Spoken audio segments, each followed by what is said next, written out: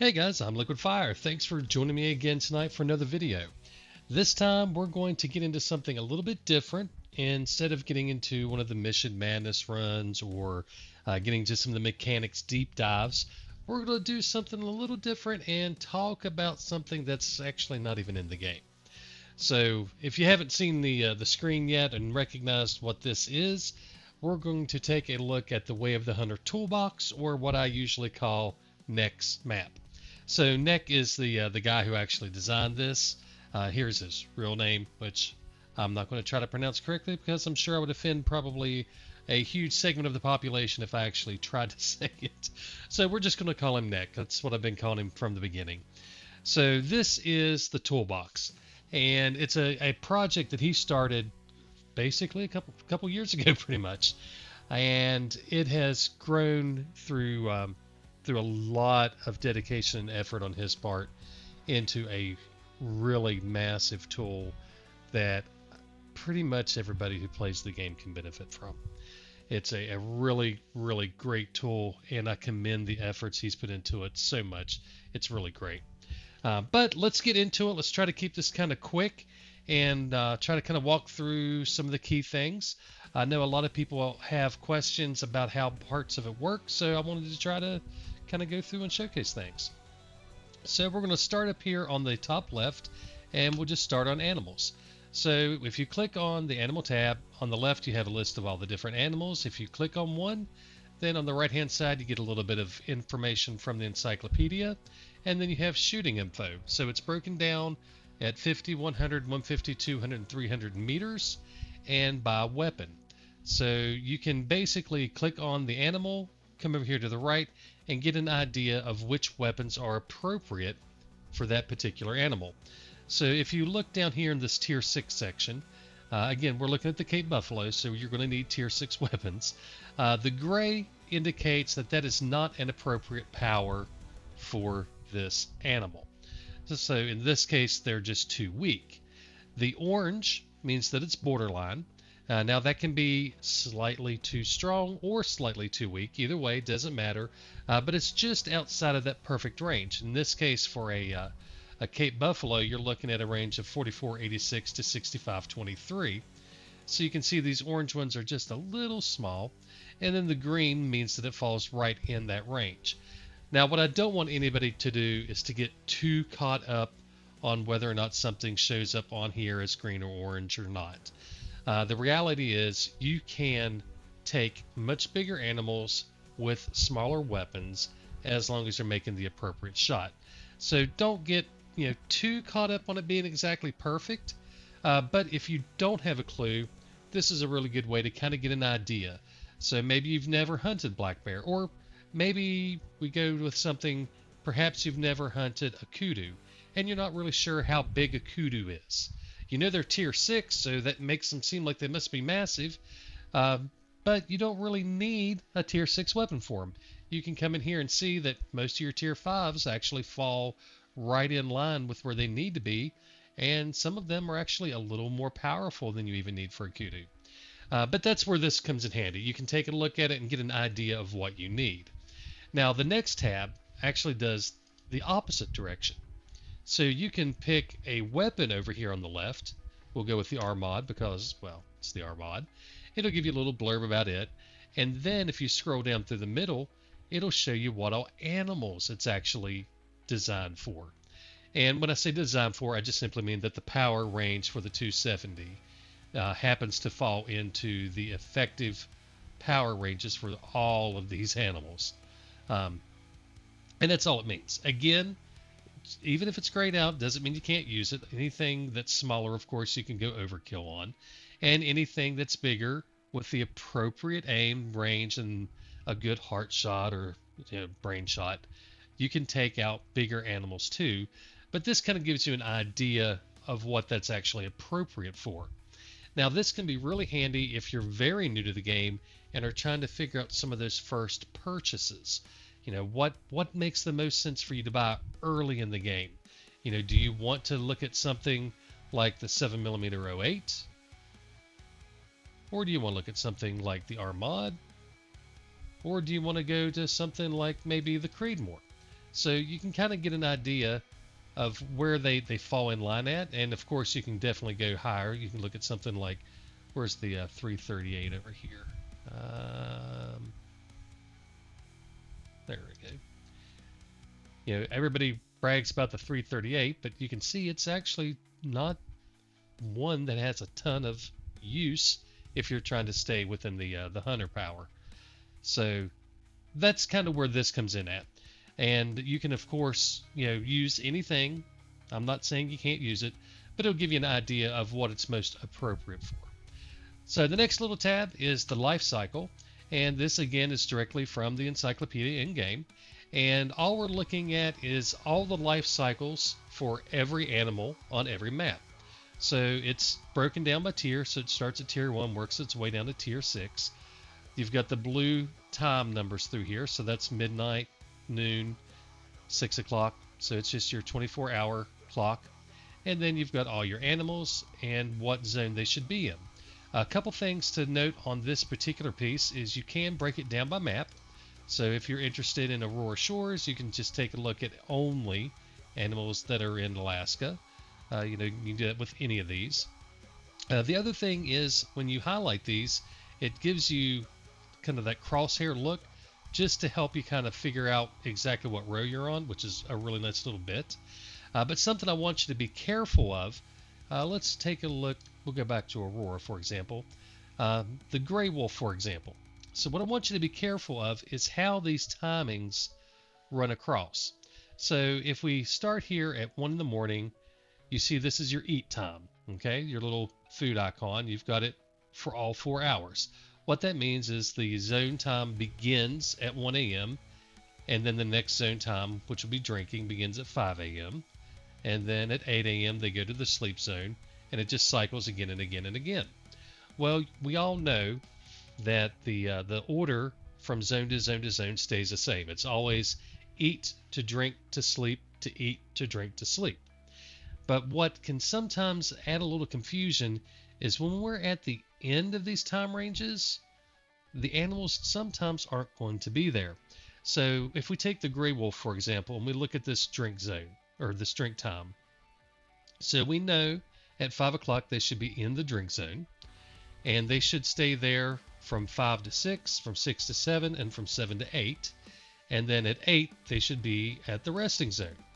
Well, the thing to keep in mind is during this hour from 7 to 8, they've got to get to the resting zone. Now, the reality is when you're looking at predators, usually they have a very large range. So the distance from the drink to the sleep may be 1,000 meters or more. And it takes time for them to travel from that drink zone all the way over to the resting zone. So oftentimes they're going to leave early, and sometimes it's very early, in order to make it to the next zone on time. So if you're looking in here at 7 o'clock, there's a pretty good possibility that the wolves will have already moved on from that drink zone. So that's something to keep in mind. And it's not just wolves. All the animals have to move to their zone. The wolves are just a good example because they're a predator and they have a really long range and a really short window, and it's right here in the middle of the screen. But again, any of these, you can see exactly where they are. Now, one of the good things, if you're, say, going to a new map, Lenticoto, for example, and you just want to walk around and hunt and you don't know what's where or anything, you can kind of take a look in here and say, okay, well, we see we got a drink zone for fallow starting at 11. Well, you can take that same 11 o'clock time frame and just find out where everything is. Just look through here and you can see, hey, wild boar, mountain reindeer, mouflon, they all start at 11. The lynx end at 11, so they're probably going to be gone. Fox, same thing, they're probably going to be gone. Their other fox are going to be gone. You've got moose and red deer that may still be there, though. So now, you know, at 11 o'clock, wherever you're at, if there happen to be those particular animals around, there's a good chance that they're going to be at a drink zone, which makes it easier to kind of put together a hunt. And that's really more about, you know, kind of planning your hunts and stuff. But I just wanted to kind of showcase how having it all on one page can kind of benefit the player in a good way. So those are the three pieces that I actually use the least, to be honest.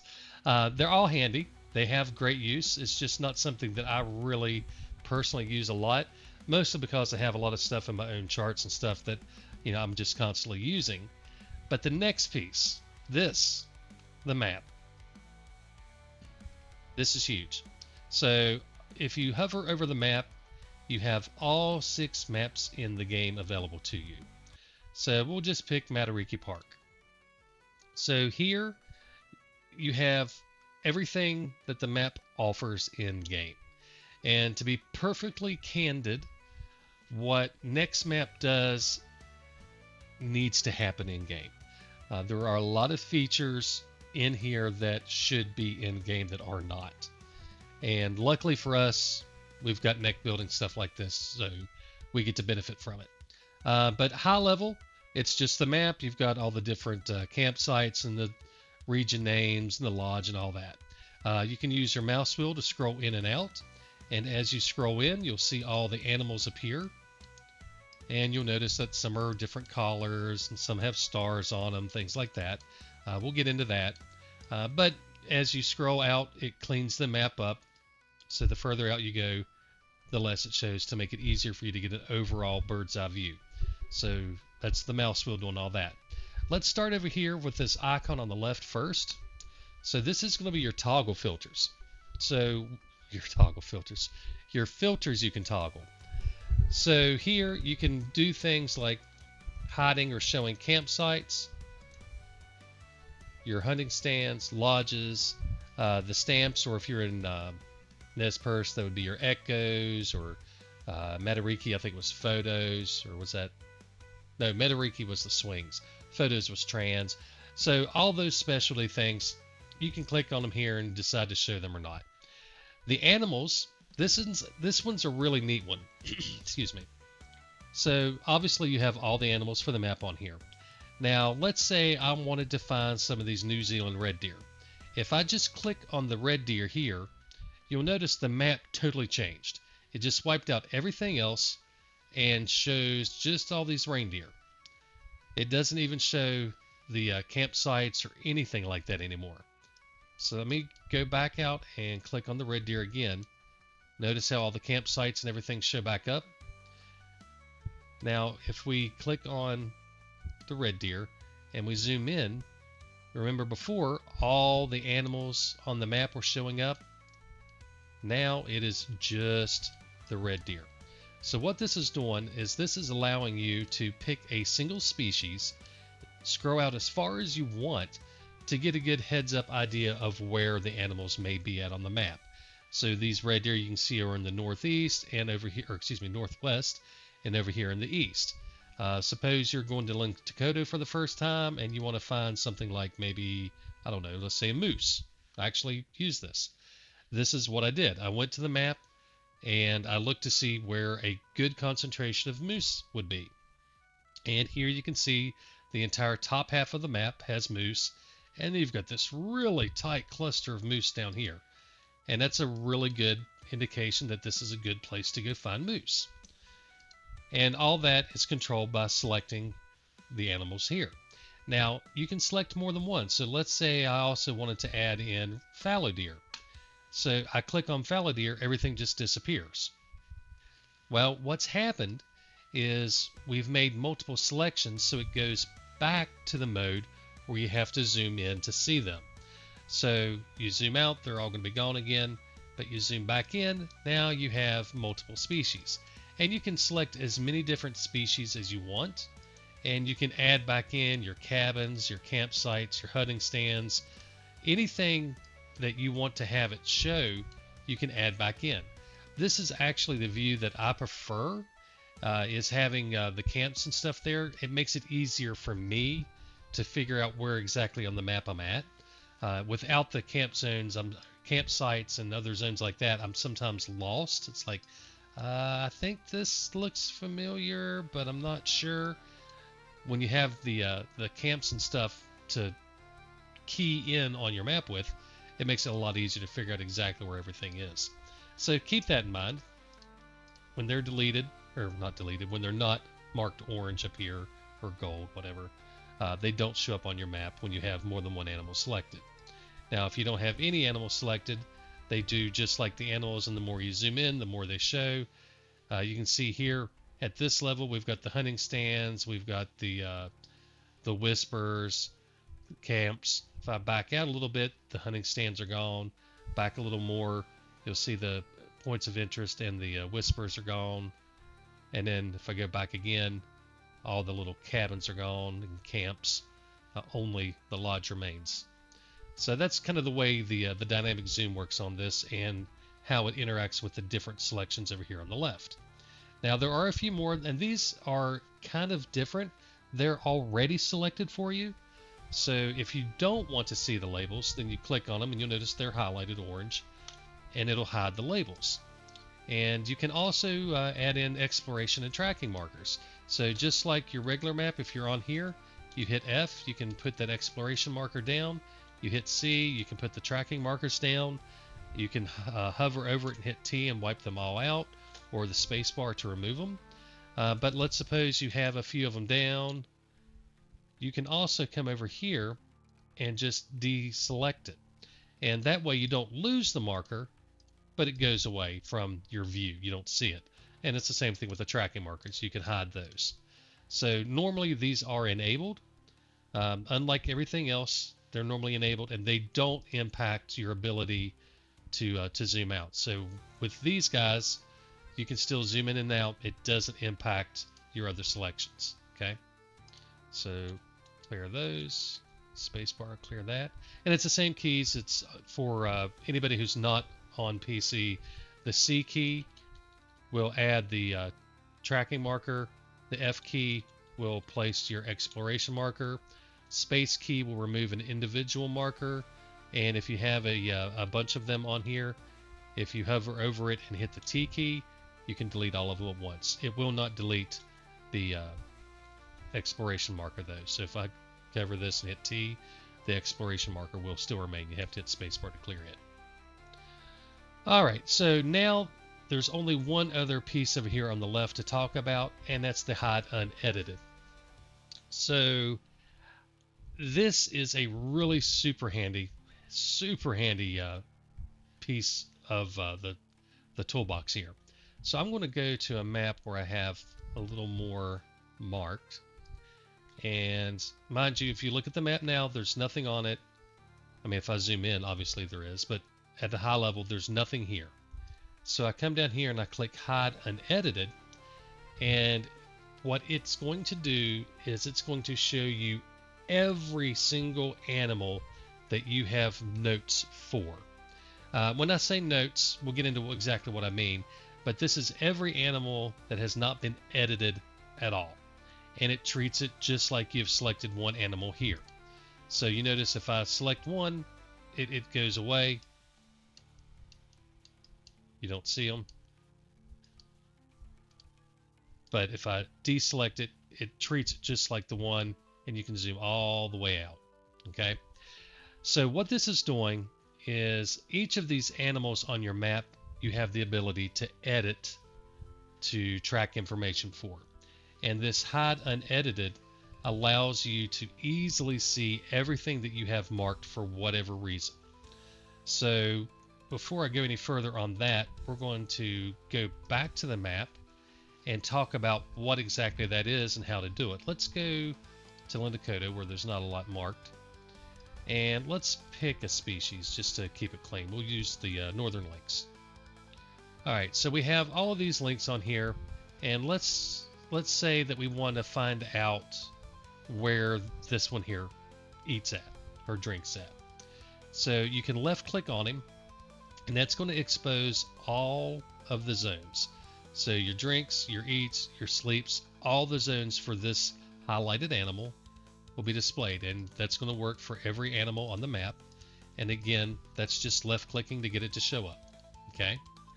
Now, if you right click instead, and it doesn't have to be on the one you're on, you can right click on any of them and go to edit marker. Now you have this context menu over here where you can do all kinds of really cool stuff. And this is, to me, the greatest part of the map, and what I would really love to see happen in game. Here, you can write notes about the animals, you can mark their age, their trophy scores, even if they're females and you want to track them for whatever reason. You can change the color of the icons so that you can track things.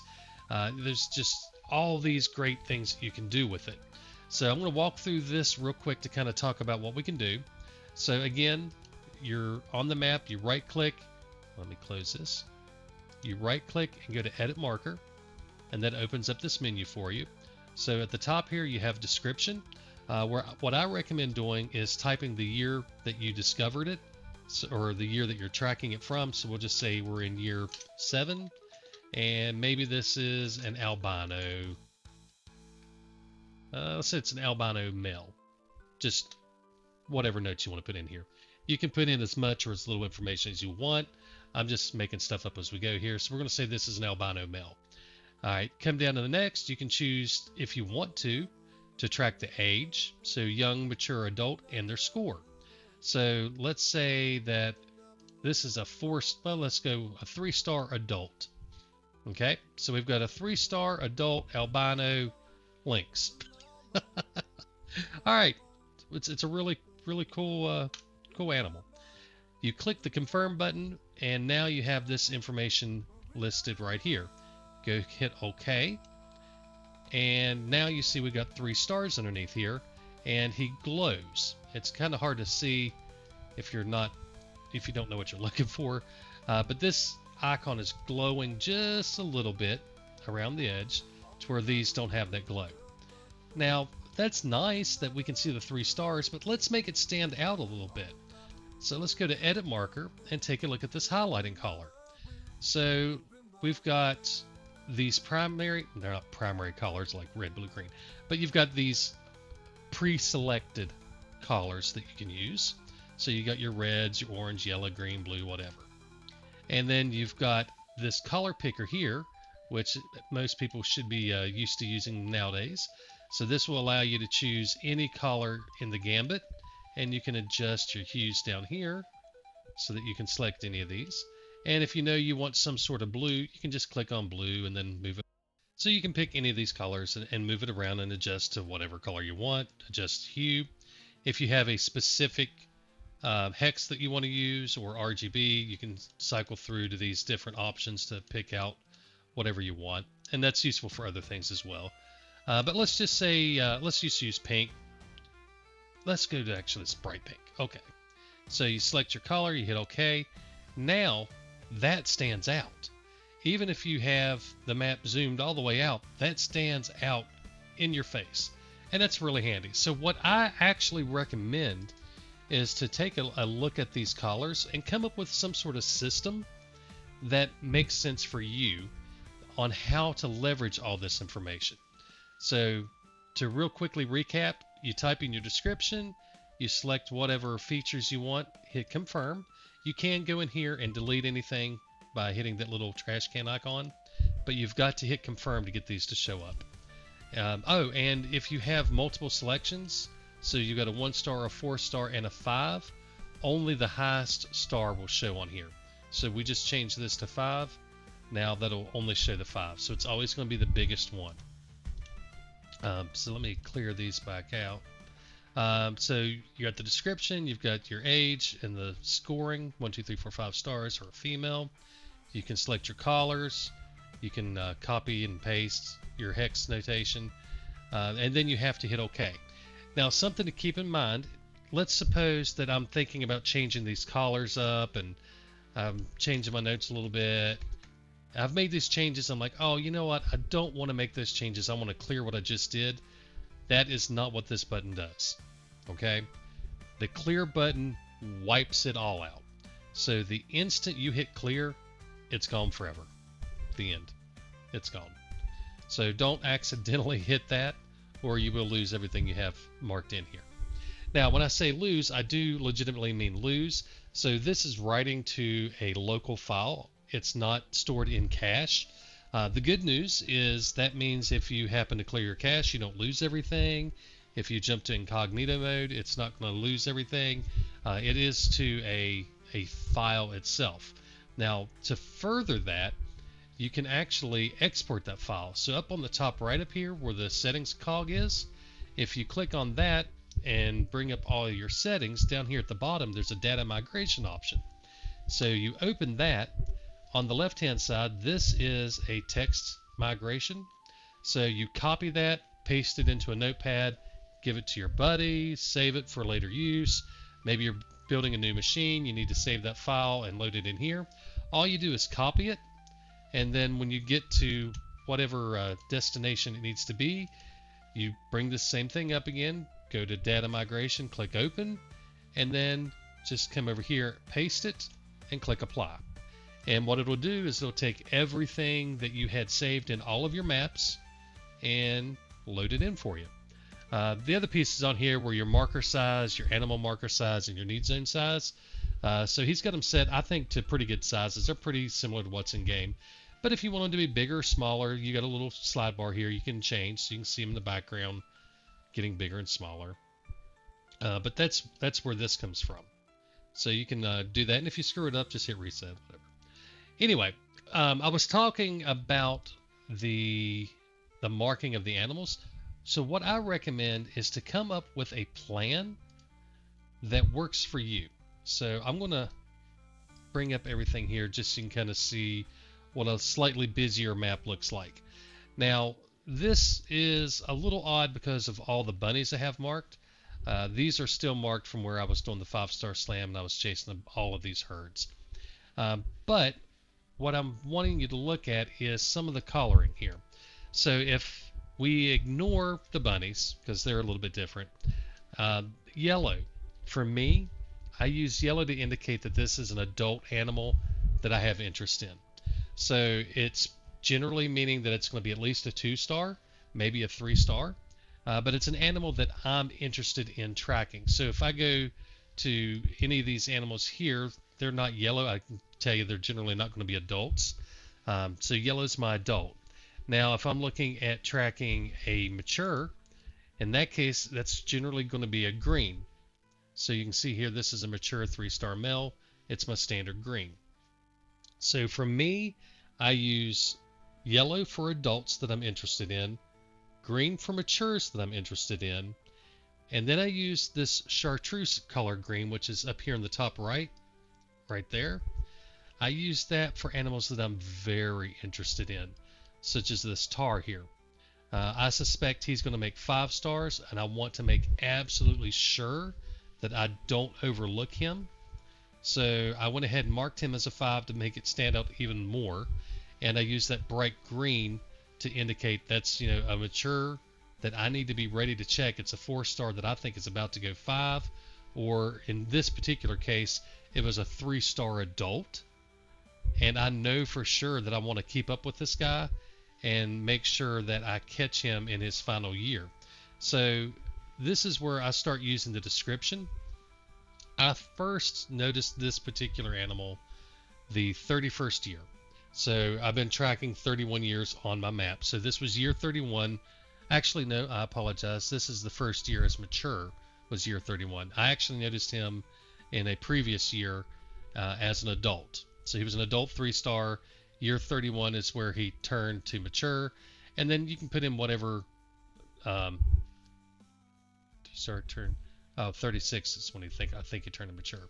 Either way, the key point is you can put in whatever notes you want. What I like to do is to put in generally the year that I find them first. So let me jump like over to Aurora Shorts and go to, let's see if we have him marked. What? Head 3. Oh yeah, that was the one that was a 3-star. That's one I was watching. He's a little bit different. We'll look at this one. So here, year 91. So what I'm doing is saying, okay, this is year 91 when I seen him, and I know that I want to check him again in year 94. And this is just herd makeup, 2 males, 1 female. It was a 1-star adult and a 2-star mature for the males. Yeah, that's a little more precise than what I think most people would use. But putting the year in here makes it easier for you to keep up with what you're looking at. So a lot of people like to take one particular herd on the map, maybe this bunny down here, and use it to track the current year they're in. So let's say I'm in year 96. I would just put a 96 here. Maybe I color this animal red or something. I don't know. So now this is my calendar animal.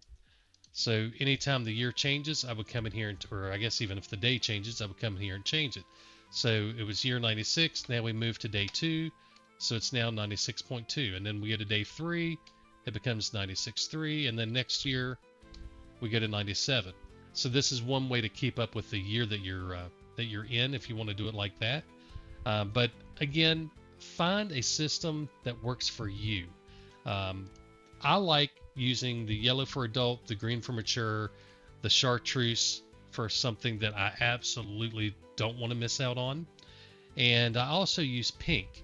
So for me, when I'm looking at some sort of rare, I like to use pink. So here you can see we've got this pink buffalo. That's going to be an albino.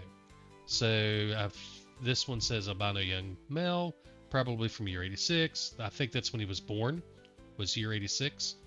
But that's kind of an idea of the type of things you can put in your notes. You know, put in what makes sense to you. But having these preset colors makes it easy to get everything to look the same and be nice and consistent for you. Now, if you go to one here, let's say we make some sort of different color, like we like this bright greenish color. So maybe this is going to mean something specific for you, but you try to do it again and you get the color off just a little bit. And now you've got these two colors that are kind of similar but not really the same. Quick, easy way to fix that is to right click on it and just copy the color, and then go to the one you want to paste that color in. Come right here and just hit Control V, paste it in, hit OK. Now you've got the same color for both of them. And you can do the same thing with coordinates and the description if for some reason you wanted to copy the description. The coordinates can be handy for a couple things. So maybe you're trying to tell somebody where a pond is. A lot of times we talk about places to find animals. For example, Transylvania. We were just talking about it today. There's a really interesting little lake down here. Not in Transylvania, in Nez Perce. Sorry. There's a really interesting little lake down here in Nez Perce that has been named.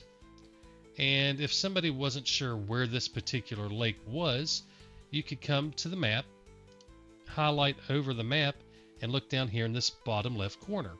And you see this where it says 10, 11, 12, 13, 872. When you're over the map, that'll change. So if I move the map, it stays the same because that's the actual coordinates of where this is on the map.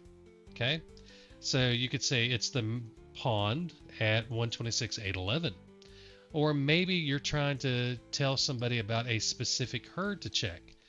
Maybe they're trying to find goats for a mission. You can always tell them to check this herd, and they're like, well, where's it at? Well, right here you go, 128.328, or you can just come in here, copy coordinates, and now you can copy and paste those coordinates directly to them. So there's a couple of uses to where that could be handy. And you do have the encyclopedia, which this one, it's pretty neat. So since we're on a goat, if you go to the encyclopedia, it's going to take us to our animal tab, and it's going to pre-highlight the mountain goat. And you're already set up to figure out what type of animals, or excuse me, what type of weapons you can use for the mountain goat. So that's, kind of useful. But yeah, those are some of the key things here that I wanted to talk about with the map. Again, mouse key to scroll in and out. Over here on the left, you can filter down to a single animal, and then you can scroll out as much as you want. Let me undo that. At the very bottom, hide unedited will show only animals in which you have edited. Doesn't matter what you've done to it, as long as there's been some sort of edit, it will show them. So I should probably pick a map that has some edited stuff. Here we go, hide unedited. You can see everything you've done. Scroll out as much as you want, it'll still be there. And then reset. So let me click a few things here. So the reset button down here on the left, it is not resetting your map. It's not changing anything that you've done on the map. All it's doing is resetting your selections under the filters. So if you hit reset, that's all it's doing. It's resetting all the filters so that the map is back to its base mode. It's not like if you come in here and edit the marker and hit clear. This is wiping out all of this information. It's gone forever. So only do that when you're ready to get rid of an entire set of information. So over here, it's not doing that at all. It's just resetting your selections. I'm sure there's other things I'm forgetting. You've got a little range finder down here. So if you need to figure out how far something is, you can use that to scale it. We've hit all 4 tops. Oh, yes, the tutorial. So I've been hitting everything kind of high level. There is a tutorial you can use. So if you click on this question mark, you've got a really well documented tutorial that you can run through, and it'll probably tell you things that I didn't even think to mention. But go through here and it'll walk you through everything you can do in game. It'll talk about how to do everything. So he spent a lot of time going through and getting this done. I think there's been some languages in here. I don't remember. Yeah, here we go. Language. So Chinese, Czech. I mean, there's a bunch of language options you can choose to if English is not your language. So all that's been done in here. So all that's all this is done through NEC. Okay. He's put a ton of effort into this, and when I say that it's a really good job, I mean it to the point where the developers recognize that it's a really good job. Not just us as players, but the dev team sees it. They actually give him the data to put in here now to make it something that's as accurate as possible, and takes a load of work off of NEC so that we can have this type of information available to us, the entire player base. And it's all done for free. The map's used for free. You don't have to pay a thing. NEC's not making anything for it, unfortunately. So yeah, it's just a labor of love, as it were. Anyway, I don't think there's anything else to really get into on the map. If you have any questions, of course, feel free to reach out. I'm usually around in Discord. If you ping me, I'll try to follow up with you. If you've got the comments in YouTube, of course, certainly don't hesitate to post stuff in there if you have any questions or comments or whatever. If you appreciate the content, give me that like and subscribe. That actually does help out, so please feel free to do that. If you have anything, reach out. Otherwise, we're going to wrap this up, call it done, put a bow on it, all that good stuff, guys. Y'all have a great night. God bless, and happy hunting.